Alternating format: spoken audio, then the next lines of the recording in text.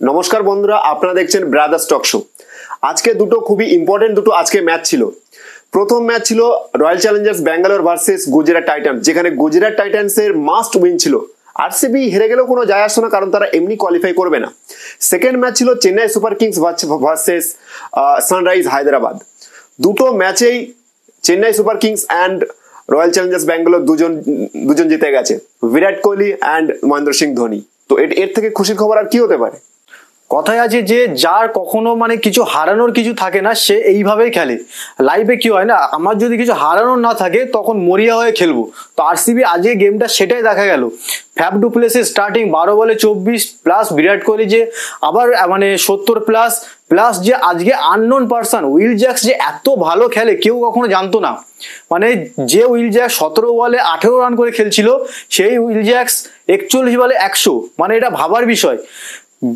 আরসিবিতে বড় বড় প্লেয়ার খেলে গেছে, Chris Gayle, AB de Villiers, Maxwell খেলছে, বিরাট কোহলি খেলছে, সেখানে উইল জ্যাক্স তো সেই নামের একটা আজকে নাম কিনে ফেললো যে এত ভালো একটা সেঞ্চুরি, তাও আবার 15 ওভারে 200 প্লাস রান। আরো একটা জিনিস এখানে আরসিবি আজকে ইতিহাসে যেটা করেছে যে 14 বছর পরে তারা 200 প্লাস রান চেস করেছে। আমরাও জানি না, আপনিও জানেন না 14 বছরে আপনি কি করছিলেন তার আগে। আরসিবি এটা করে দেখালো। আর সব থেকে ইন্টারেস্টিং যে ম্যাটারটা আজকে হলো, যেখানে 6টা 20-তে উইল জ্যাক্স 17 বলে 18 খেলছিল আর 8 মিনিট এসে সেঞ্চুরি মারলো। এটা যদি কেউ ফলো না করে থাকে, আমি আপনাদেরকে বলে দিলাম যে মাত্র 8 মিনিট এসে 100 মেরে দিল।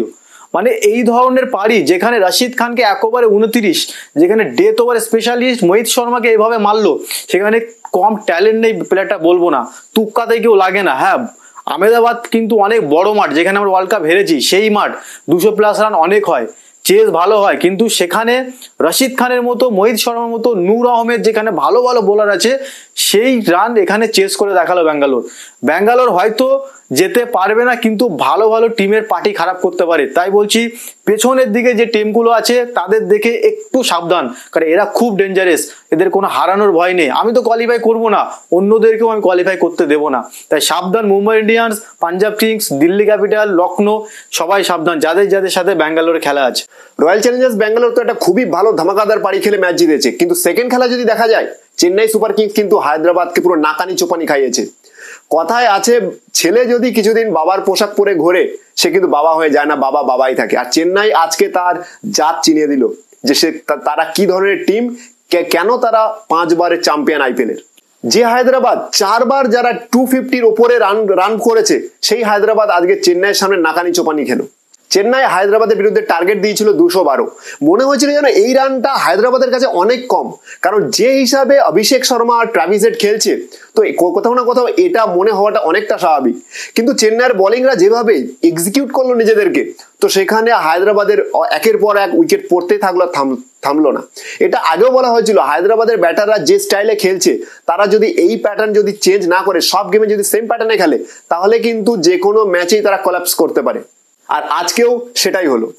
চেন্নাই সুপার কিংস এর ব্যাটিং অর্ডার দিক থেকে যদি দেখা যায়, তাদের ক্যাপ্টেন ঋতুরাজ গাইকোয়াড সুপার ফর্মে, লাস্ট ম্যাচ সেঞ্চুরি, আজকে 98-এ আউট হয়ে গেছে। আর শিবম দুবে, শিবম দুবে, আমার তো মনে হয় শিবম দুবে ওয়ার্ল্ড কাপে খেলানোই উচিত, প্লেইং 11-এ শিবম দুবেকে রাখাই উচিত। হার্দিক পান্ডিয়া ফর্মে নেই, তবে একটা অপশন, যদি প্লেইং 11-এ শিবম দুবে না খেলে, তার জন্য কিন্তু সব থেকে বড় দায়ী হবে চেন্নাই সুপার কিংস, যে তারা একটা ওভার পর্যন্ত তাকে করাচ্ছে না। যদি 2 ম্যাচ পর পর যদি একটা করে ওভার দেয়, তাহলে সে অন্তত বোলিং কন্টিনিউ থাকবে ম্যাচে।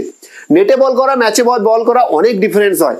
তো প্লিজ চেন্নাই সুপার কিংসের তরফ থেকে একটা দুটো করে ওভার অন্তত শিবম দুবেকে দিয়ে করানো উচিত, যাতে সে ওয়ার্ল্ড কাপের জন্য পুরো প্রপার ভাবে রেডি থাকে, তৈরি থাকে। চেন্নাই যখন অকশনে ড্যারিল মিচেলকে কিনেছিল, আমি তখনই বলেছিলাম যে ড্যারিল মিচেল ইন চেন্নাইতে অনেক পারফেক্ট প্লেয়ার, সে স্পিন ভালো খেলে, স্লো পিচে সে ভালো করে। তো আজকে দেখিয়ে দিল, হ্যাঁ বুঝতে পারছি যে আইপিএলটা শুরুটা ভালো হয়নি, কিন্তু আজকে কিন্তু পারফেক্ট খেললো, এটা ড্যারিল মিচেলের কাছ থেকে আশা করা যায়। আর হায়দ্রাবাদে যদি দিক থেকে দেখা যায়, আমি তো বলবো একমাত্র যে টিম যে চেস করতে গেলেই ফেঁসে যাচ্ছে। আগেরবার ব্যাঙ্গালোরে ভার্সেস যে ম্যাচটা হলো, সেখানে চেস করে ফাঁসলো, ইডেন গার্ডেন্সে চেস করে ফাঁসলো, যে কটা চেস করতে যাচ্ছে সবেতেই ফেঁসে যাচ্ছে। হেড অভিষেক শর্মা যদি না চলে, ক্যালাসেনকে আজ নিচের দিকে কেন আনলো আমি বুঝতে পারলাম না। যদি হেড অভিষেক শর্মা না চলে, এই টিম কিন্তু ফ্লপ হয়ে যাচ্ছে। পাওয়ার প্লেতে 100 না করতে পারলে হচ্ছে না, একটু কেয়ারফুল।